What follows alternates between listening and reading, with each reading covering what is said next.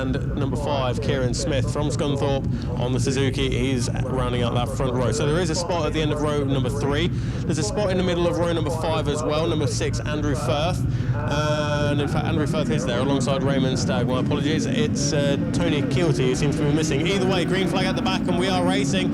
And again, another good start from the number 19 of Tyler Donovan. He knows how to get that ZX10 Kawasaki hooked up, and he will take the race lead as he goes in towards Riches for the first time. Darryl Dance tries to go the long way around with Morgan Creasy right there in 3rd position as well. So as the race now round Riches on towards the hairpin, we can see that the Lac-Rhodesian flag is now being shown as they go into Wilson. So it's Tyler Donovan who is leading the way from Darryl Dance, and then it's Morgan Creasy just coming under a little bit of pressure. It looks like Clinton Wood that was. Yeah, Clinton's got points to prove in this championship as well as the rookie 600s get underway. And I don't think that was Sean Gosling taking the lead, was it? I'm not used to their colours, and of course the orange vests on these guys also make it a bit of a blur as well. We don't get to know them till the second meeting, really. Second year, I should say, as we watch the Thunderbike Ultras coming out of the Agastinis there. Now, Creasy very obviously in 3rd. There's Smith in 4th on the Suzuki. I'm trying to pick the top 2. I think that's Dance leading Donovan, and Donovan looking for an outside pass at Oggies there. They're literally getting a little bit cloudy here. Hopefully it's going to stay dry, because that's obviously what ruined their day yesterday. I can see our clerk of the course wandering back after doing that split start there, so give a wave to Dad, Uncle, Grandfather and everybody else that he represents to the rest of the group. And the outside going for the inside of Murray's, I think. Well, I think Tyler might get the drive over the Suzuki. Seems to have more herbs coming off the line. Obviously, this is arguably all very good news to Morgan Creasy. It's going to allow him to stay in touch. It's going to be Donovan across the line from Dance. Creasy looking for an inside pass on Dance. This is going to be right at the tail of Donovan, but he doesn't get it because Dance goes round the outside there. I think Donovan served notice, though. Just behind them, Smith and Rose are going for it as well. I think Smith is probably going to close after making up a place at the start there.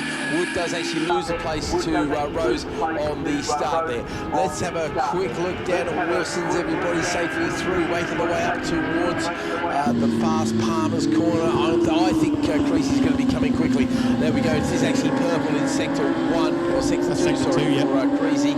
So that just shows that Mason wants, Morgan wants a bit of this action as Donovan leads into Agos once again. Here come the 600s now. We can pick them up accurately. It is actually Taylor. I didn't think it was Gosling leading the way. There we go. This is critical, Bradley. Gosling's not on the board there, so I think he was one of the people involved in the incident. So it would have been the 600 incident.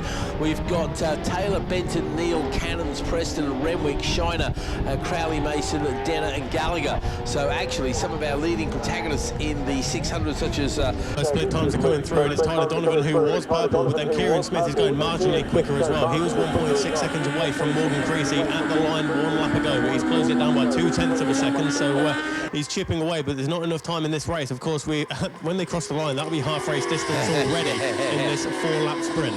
Well, round they come then, Corms. You can see it's a greasy sandwich, which is going to be the most distasteful thing I'm going to say this weekend. And on the Murray's corner, it's going to be Donovan punching that Kawasaki out as hard as he possibly dare onto the front straight. Creasy's going to work the slipstream, not quite close enough to make a pass. Dance holds there in 3rd. Here comes Kieran Smith in 4th. What's the time's going to say? Yeah, guess what?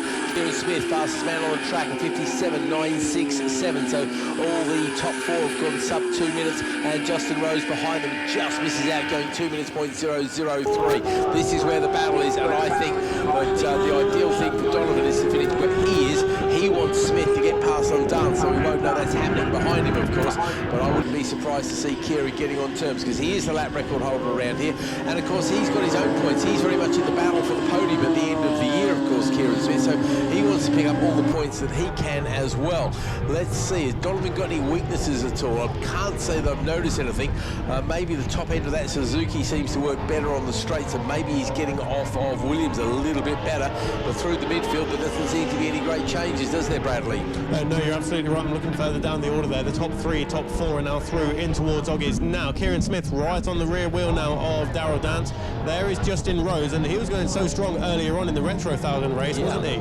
As they make the way up towards the right-hander then of Williams, that brings them onto the back straight. So we'll keep an eye on them as they go down the back straight for what will be the third time and the penultimate time as well, of course. So we'll get the first split times come through very shortly, but that is where the race leaders will be heading now, and it's a purple first sector for Morgan Creasy, but that's very quickly changed by the number 5 machine of Kieran Smith, because he's gone purple yet again.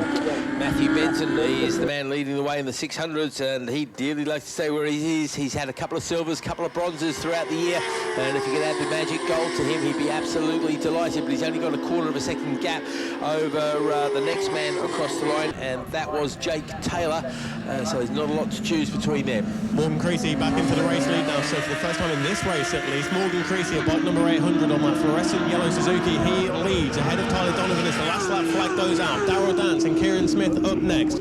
Only 1.2 seconds covering the top 4 as they head on to the final lap then. There goes Justin Rose on the white and black 123 Yamaha. And then it is Clinton Wood and Connor Swire who's found his way through on James Fern. So James Fern has dropped about 3 seconds on the final sector. Another fastest lap then to Kieran Smith into the 57s. The only other person in the 57s is the leader, Creasy, who's going to try and extend that gap of about half a second that he had coming across the line. Rose, Wood, Swire, Fern, so they're all chopping and changing. Actually, Swire went past on Fern, Russo went past on Corker. That's an extreme battle, so that's a critical move for him for an extra 4 points. Yeah, they're heading in towards Agostini's now, and there's not a whole lot of separation between the top 4 riders. There goes Morgan Creasy, and it looked like he ran a little bit wide on the exit of Wilson's, but he got it under control, and he still holds on to the race lead. But that one between Darryl Dance and Kieran Smith, that is most definitely not done and dusted yet. No, absolutely not. They're pretty much equidistant to make the way to Augie's, but I think the closest of those distances is going to be that one for that third place. Kieran Smith wants that quite badly. Big long line of 600s going across the line. They're actually all very close, those 600s, and it is Benton, Taylor, Neil, Renwick, Cannon, Shiner, Preston, Skins has gone backwards there as they've overtaken the Extreme Machine there. Certainly at the sharp end of the Extreme Machines is quite predictable as Russo leads Corkett and Biswell. May still in the race, as is Firth and Stagg. So a few people have been lost along the way. Obviously lost the first few at the start there, but the main battle then is making his way down the straight, and you can see it coming under the bridge there. That is still Creasy leading as they go into Nelson's now. Go on, mate. Yeah, they're coming around Bomhart and Ron Coram for the final time. Morgan Creasy leads the way from Tyler Donovan. There's Darryl Dance, who will he try and outbreak him from that distance? No, he can't. He thought about it, but it's just too risky on this final lap. So Morgan Creasy, a little bit of contact there between Tyler Donovan and Darryl Dance. There's the exit of Murray's. Will that work in favour of Kieran Smith? No, but Darryl Dance, he does take second position from Tyler Donovan. That was so close there. I'm not quite sure that body language there wasn't Tyler Donovan, but not sure. I'm not going to comment on it because I didn't really see it, but just one of those elbow rubs down there. Do you think it was Bradley or what? I think it's just 2 into 1 doesn't go. It looked like Tyler Donovan trying to square it off, and Darryl Dance was just there. So we are about 3 miles away from the last corner, but that's what it seems to me. With the building in the way as well. Yeah. So that certainly doesn't help. We don't get a great view of it, as you say. Okay, either way, that's good news for Darryl Dance as he tries very much to keep those championship hopes alive, because we are running out of races very rapidly indeed.